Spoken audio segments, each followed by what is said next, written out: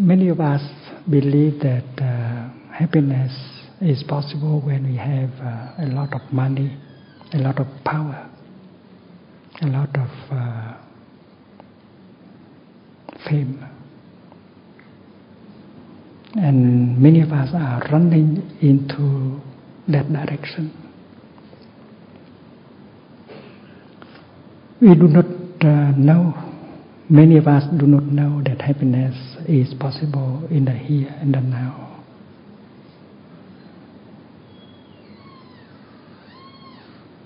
And that is why it is very important to practice in order to bring our mind back to the present moment, to recognize all the conditions of happiness that are already there. Buddhism is not exactly a religion. The Buddha is not exactly an object for worship. The Buddha is first of all a teacher. He is not a god.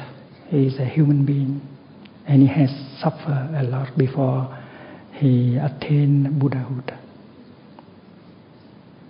It's very important for us to rediscover the truth that the Buddha was a human being. We feel closer to him and we'll be able to learn from him and do like him. Cultivate peace and freedom and happiness.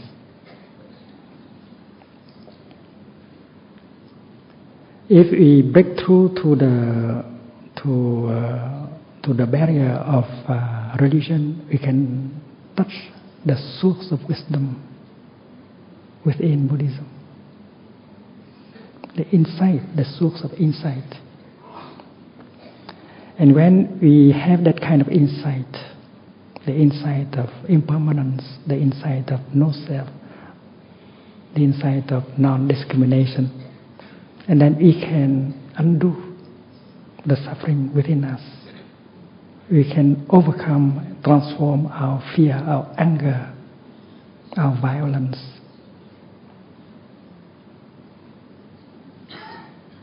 Our despair, and help many others around us to do the same.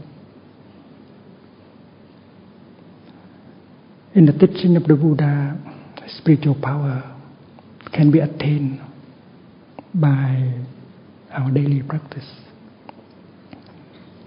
We speak of three kinds of powers. The first kind of power is called the power to cut off. Đoạn đức in Vietnamese. Đoạn means to cut off. We have many things to cut off.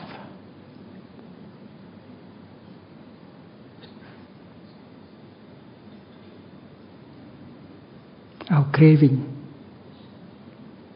our despair, our anger, our violence. We have to learn how to cut off these things.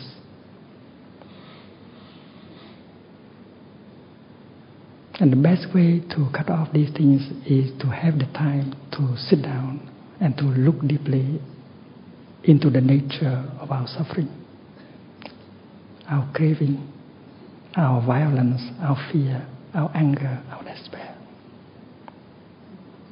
And when you are able to cut off all these things, you become free. And happiness begins to be possible. True happiness and great happiness become possible. Suppose someone is angry, very angry. How can that person be happy? So it's very important to remove anger from him or from her. Suppose someone is dominated by some kind of craving, day and night, thinking only of the object of his or her craving. That person cannot be in peace, cannot be happy. So cut off the craving is very important. And as a monk, as a nun, as a lay practitioner, as a Buddhist practitioner, one of the things you do in your daily life is to look deeply in order to be able to cut off all these roots of unhappiness.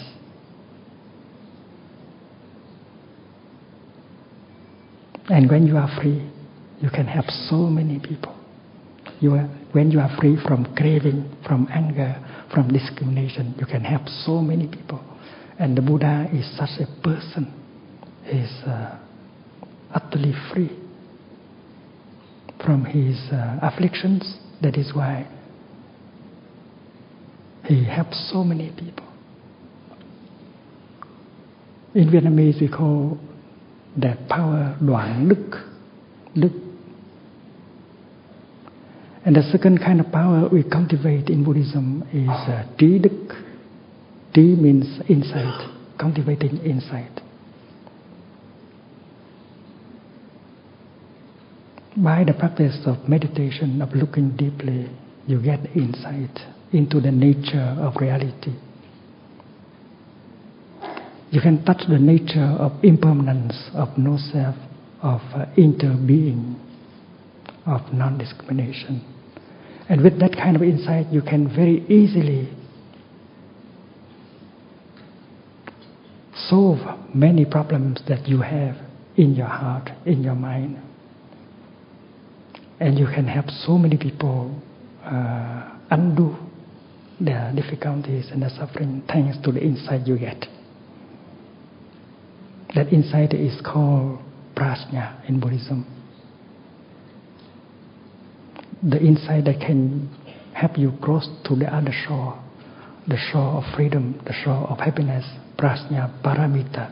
Paramita means crossing over to the other shore.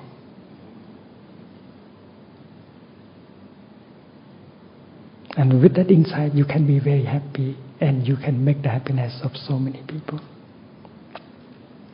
And the third kind of power that people like to cultivate in Buddhism is ân đức, means the power to love, to forgive, to accept. And when you are able to forgive, to accept, to love, you are a happy person. And you make the other person, the other people happy also. So, cultivating that kind of power